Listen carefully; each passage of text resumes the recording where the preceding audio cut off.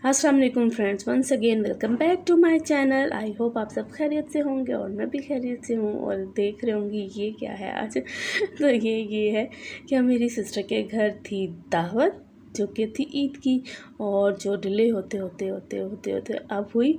और ये था चिकन कौरमा, और यहाँ बना हुआ था मटन आलू का सालन, और ये मैं बना रही थी कबाब।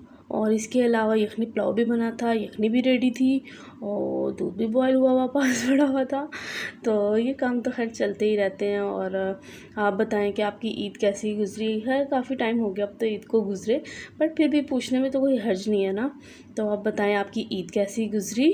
आई होप बहुत अच्छी गुजरी होगी और मसरूफ़ियत में गुजरी होगी। अच्छा, ईद वाले दिन अगर कोई मसरूफ़ियत या एक्टिविटी ना हो तो काफ़ी वो बोरियत हो रही होती है ना, ऐसा ही है ना। अच्छा, मैं आपको एक बात बताती हूँ ना, हुआ क्या कि जब शादी के बाद मेरी फ़र्स्ट ईद आई और वो गुज़री, तो वो ऐसे ही गुज़री कि फ़र्स्ट ईद पे, छोटी ईद पे भी और बड़ी ईद पे भी मैं बस रो के रोती रही ना। किस वजह से रोती रही कि अब जो मेरी मामा का घर था, मेरी दादो जो उनसी थी, वो अपने बहन भाइयों में सबसे बड़ी थी। और जो कोई था भाई, उनके भाई और कोई भी ख़ानदान के थे ना, वो सारे आते थे हमारे घर, और अच्छी खासी रौनक लगती थी और बहुत इंजॉय करते थे, बहुत बहुत ज़्यादा। और एक और बात कि जो अम्मी का घर है, उधर ही गली में मस्जिद भी थी, उधर ही ईद की नमाज़ अदा करने आए। ईद की नमाज़ अदा करने से पहले घर आते थे हमारे, और उधर भी सलाम दुआ होती थी, और उसके बाद जो उनसे वो तब भी सारे इकट्ठे हो रहे होते थे, और नमाज के बाद भी इसी तरह बहुत रौनक होती थी। और हम सुबह सुबह तैयार हो जाना।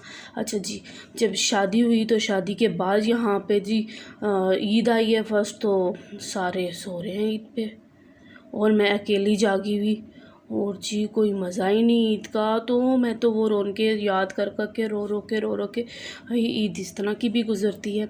एक्चुअली बात ये थी कि भाई ये लोग करते थे, एक तो ज्वेलर्स का काम था, सुनहरे थे, ठीक है, और दूसरा जो उनसे इनका बिज़नेस था गारमेंट्स का। तो गारमेंट्स के काम में घर ही ये लोग ईद वाले दिन भी सुबह 4:30-5-6 बजे घर आते थे, और थके हारे होते थे, और बस फिर नहाया धोया और नाश्ता किया, नमाज वगैरह पढ़ी और सो गए। फिर उनका तो दिन ऐसे ही गुजरा।